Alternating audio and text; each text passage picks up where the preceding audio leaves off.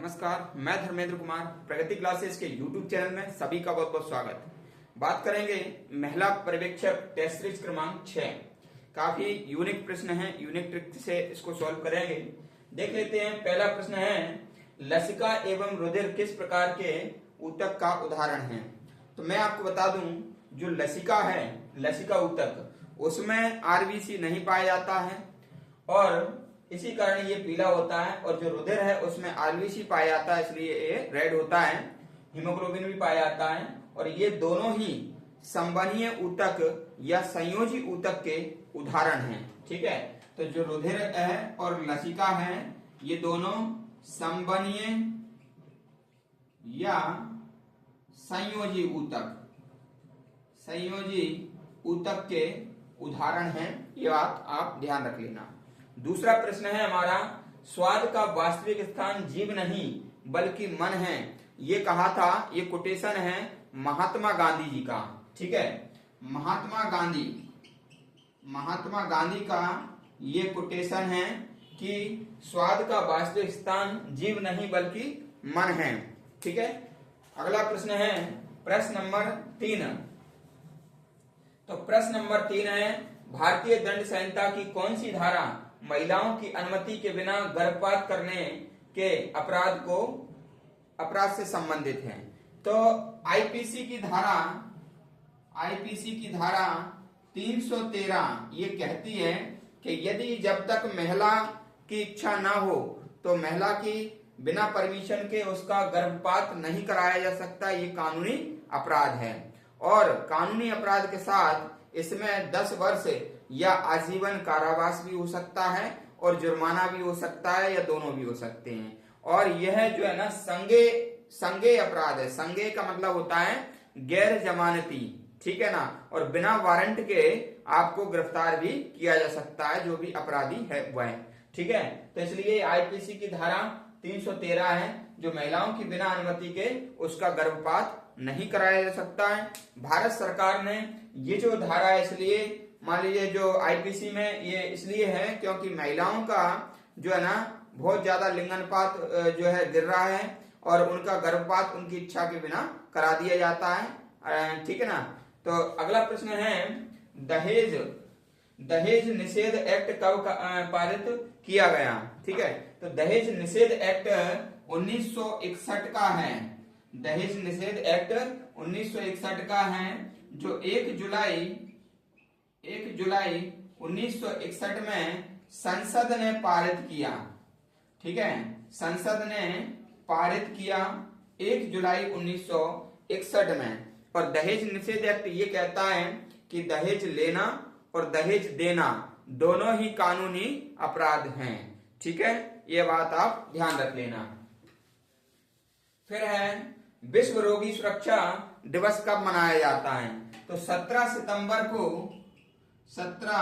सितंबर को विश्व रोगी सुरक्षा दिवस मनाया जाता है और ये पूरे विश्व में रोग के प्रति जागरूकता लाने के लिए ये दिवस मनाया जाता है 17 सितंबर को प्रतिवर्ष।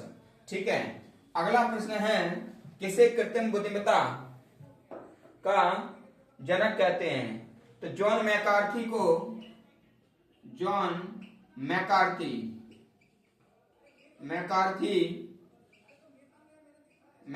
को क्या कहते हैं? कृत्रिम बुद्धिमत्ता का जनक कहा जाता है।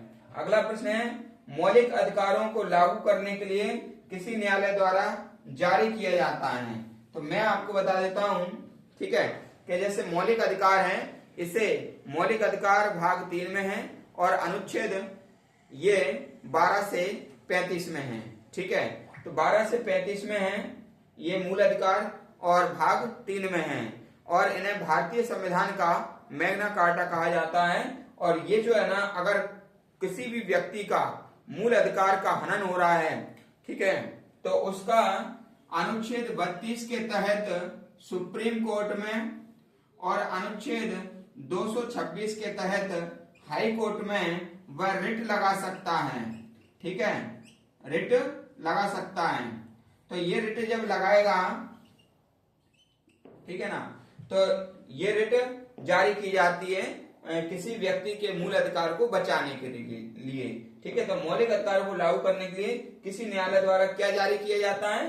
रिट जारी किया जाता है। 5 प्रकार की ये रिट होती हैं। ठीक है, ये बात ध्यान रख लेना।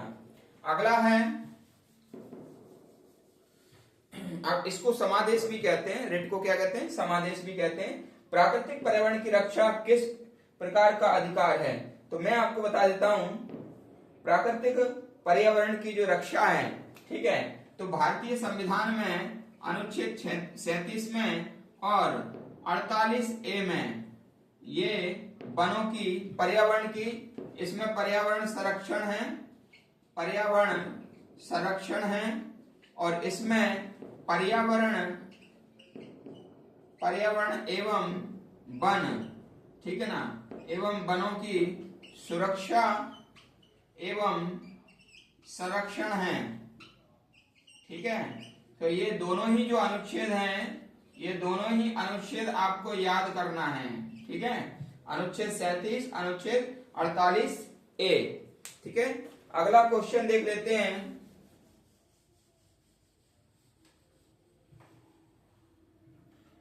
देखो, नैनो टेक्नोलॉजी के जनक कौन हैं? ठीक है, तो नैनो टेक्नोलॉजी के जनक हैं रिचर्ड फेनमैन।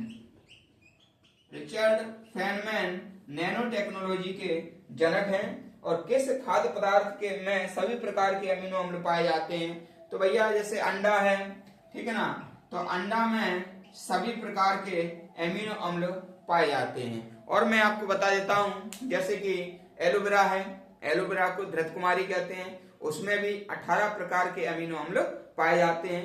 वैसे एक मानव को 20 प्रकार के अमीनो अम्ल की जरूरत होती है, लेकिन 10 प्रकार के जो अमीनो अम्ल हैं उसके शरीर में निर्मित हो जाते हैं और 10 बाहर से लेना पड़ते हैं, तो 20 प्रकार के अमीनो अम्ल की जरूरत पड़ती है। तो ये हमारी की आज की टेस्ट सीरीज थी, है ना। और इस टेस्ट सीरीज में जो आज का क्वेश्चन है वो मैं आपके सामने रखता हूं, ठीक है ना। आज का जो क्वेश्चन है वो है, घरेलू हिंसा एक्ट कब का है? घरेलू हिंसा एक्ट कब का है ये आपको बताना है। प्लस दूसरा क्वेश्चन है, अंडे में बाहरी कवच किस चीज का बना होता है? किस चीज का बना होता है? ये हमारे 2 प्रश्न हैं आज के, इनका देखते हैं आंसर सबसे पहले कौन देता है। तो आज की टेस्ट सीरीज देखने के लिए सभी का बहुत बहुत धन्यवाद।